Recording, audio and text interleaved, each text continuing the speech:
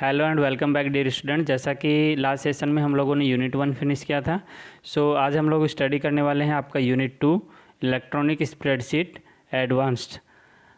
Ninth में आप लोगों ने स्प्रेडशीट से रिलेटेड बेसिक्स स्टडी किए थे। होप कि आप उनको रिवाइज कर लेंगे।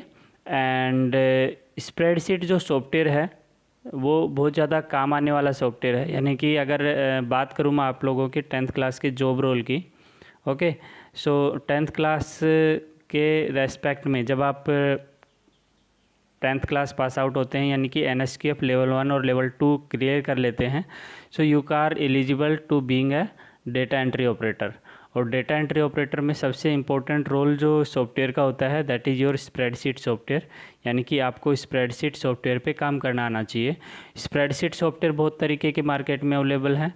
आप अगर आपको एक पर्टिकुलर सॉफ्टवेयर पे काम करना आता है यानी कि आप सभी पे काम कर सकते हैं। ज़्यादा डिफरेंस नहीं होता है, सिर्फ इंटरफेस का डिफरेंस होता है डिफरेंट सॉफ्टवेयर्स के अंदर।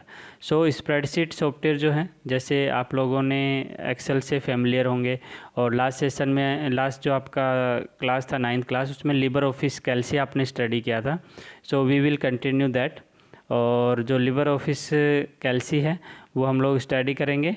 साथ ही स्प्रेडशीट की अगर मैं इम्पोर्टेंस बताऊं तो स्प्रेडशीट में आपके पास बहुत सारे फंक्शंस होते हैं जिसकी वजह से आपका काम जो है आसान हो जाता है। लार्ज अमाउंट ऑफ डेटा अगर आपके पास है तो आप उसको इजीली मैनेज कर पाते हैं, डेटा को ऑर्गेनाइज कर पाते हैं। साथ ही उस डेटा को रिट्रीव करना या एक्सेस करना दोबारा से, अगर आपको वो डेटा आपको रिक्वायर्ड है तो आप उसको इजी वे में एक्सेस कर सकते हैं। साथ ही आप अपने डेटा को पिक्टोरियल फॉर्म में यानी कि पिक्चर्स की फॉर्म में और ग्राफ्स की फॉर्म में उनको शो कर सकते हैं। ओके, सो ग्राफिकल और पिक्टोरियल फॉर्म रिप्रेजेंटेशन के लिए इलेक्ट्रॉनिक स्प्रेडशीट क्या है, बहुत अच्छा सॉफ्टवेयर है।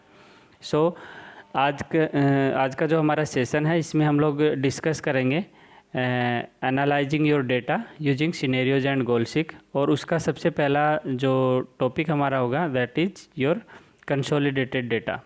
यानी कि अगर आपको डेटा कंसोलिडेट करना है, कंसोलिडेट से करने का मेरा मीनिंग है कलेक्ट करना है एक जगह। आपका डेटा आपकी अलग अलग शीट्स में है, आपने डिफरेंट शीट्स बना रखी हैं क्योंकि आप जो स्प्रेडशीट सॉफ्टवेयर होता है उसके अंदर आप एक वर्कबुक के अंदर बहुत सारी शीट्स होती हैं फर्दर।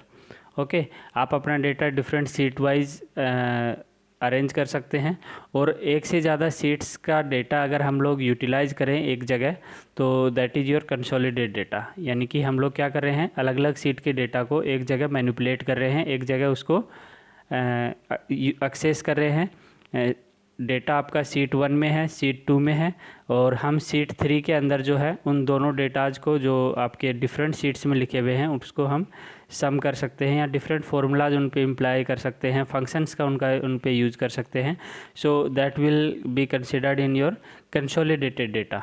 ओके, सो अगर कंसोलिडेटेड डेटा आपको कंसोलिडेट करना है डेटा तो आप क्या करेंगे, आपके पास डेटा मेन्यू बार के अंदर डेटा ऑप्शन होता है और उसके अंदर आपको जाना है, सेलेक्ट करना है कंसोलिडेट।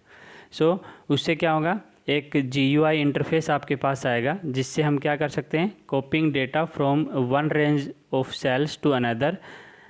यानी कि रेंज ऑफ सेल क्या होता है, अगर कोई कंटिन्यूस सेल है, ओके, आपका A1 A2 ओके ABC इस तरीके से आपके कॉलम होते हैं और रोज होती हैं। तो अगर आपके कोई कंटिन्यूस रेंज है A1 A2 A3 A4 A5, okay, सो इन डेटा को अगर आप कंबाइनली कंटिन्यूस डेटा को एक साथ अगर यूज करना चाहते हैं तो वो क्या कहलाता है, रेंज कहलाता है। और आप इन कंटिन्यूस सेल्स को नाम भी दे सकते हैं तो वो क्या कहलाएगा, रेंज नेम कहलाएगा।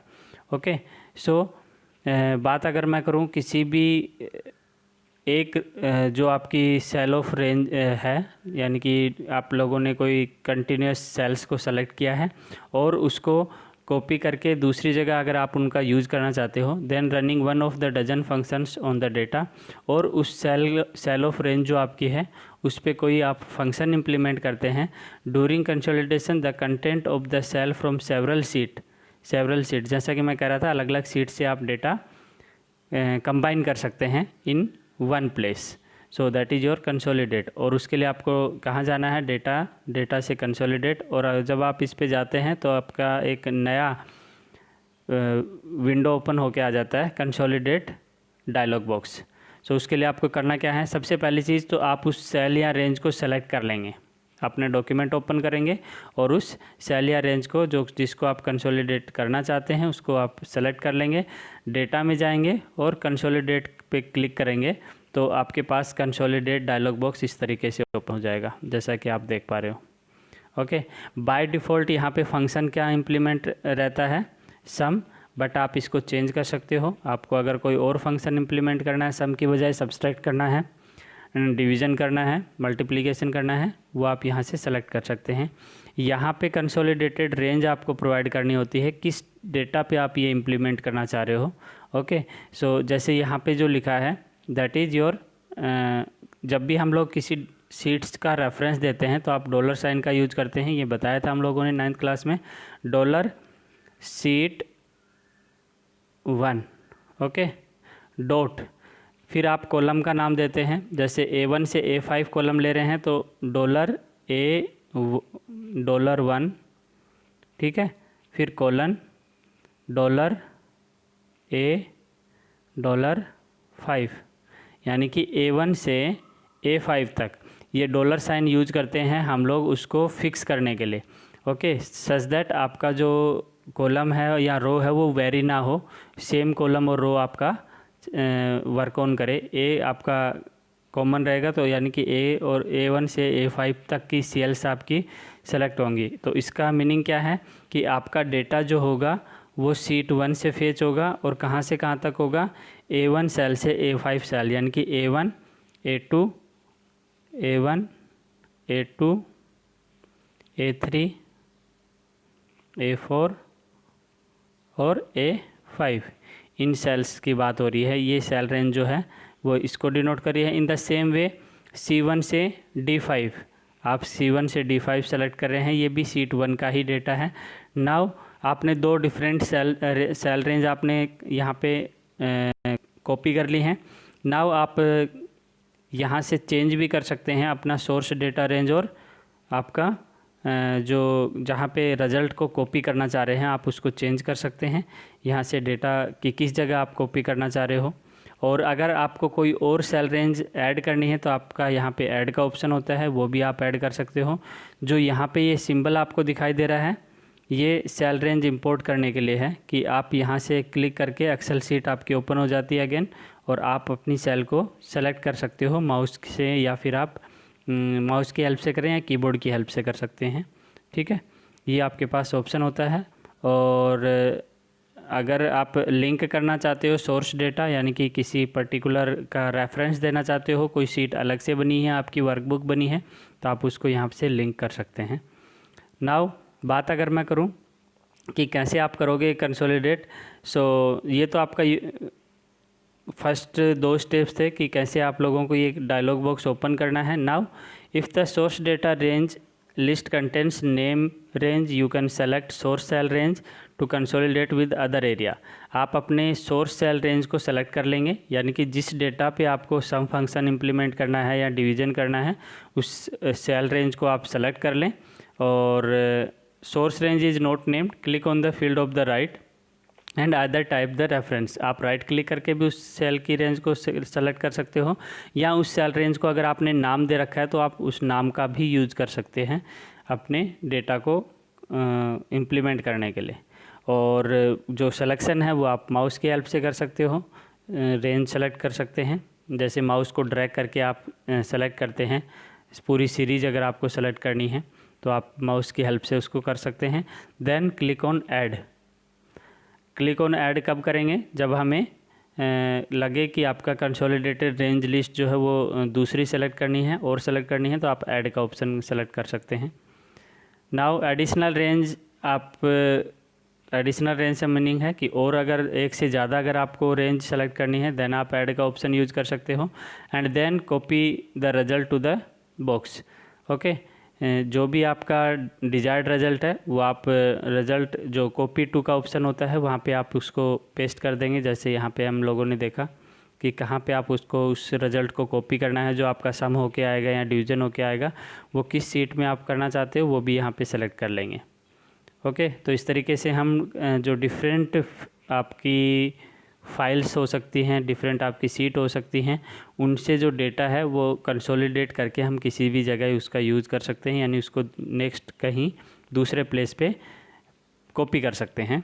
नाउ जो फंक्शन है वो आपको बाय डिफ़ॉल्ट जो होता है, ये आपको याद रखना है, डिफ़ॉल्ट सेटिंग में आपका फंक्शन सम रहता है। आप उसको चेंज कर सकते हो, कोई भी फंक्शन जो एवरेज यूज करना है, मीन, मैक्स, ओके, या फिर ये जो आपका दिया है S T D E V etcetera. S T D E V यहाँ पे है स्टैंडर्ड डेविएशन। सो अगर आपको जो भी फंक्शन आपको रिक्वायर्ड है वो आप फंक्शन अपना यहाँ से सेलेक्ट कर सकते हैं, चेंज कर सकते हैं।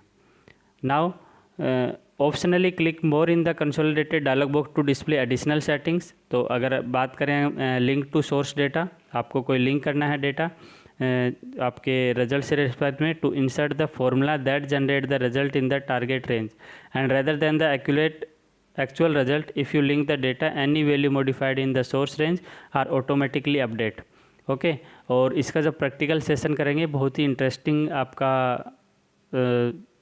ये जो टॉपिक है वो है, क्योंकि बहुत बार ऐसी रिक्वायरमेंट होती है कि आपका डेटा किसी दूसरी सीट के अंदर है और आपको यूज कहीं दूसरी जगह करना है।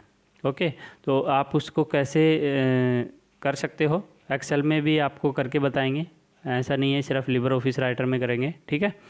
नाउ जो आपका लिंक अगर आपको करना है तो लिंक से क्या होता है कि अगर फॉर एग्जांपल आपने नया डेटा कंबाइन कर लिया, सीट 1 और सीट 2 का डेटा सम करके सीट 3 में आपने कर दिया।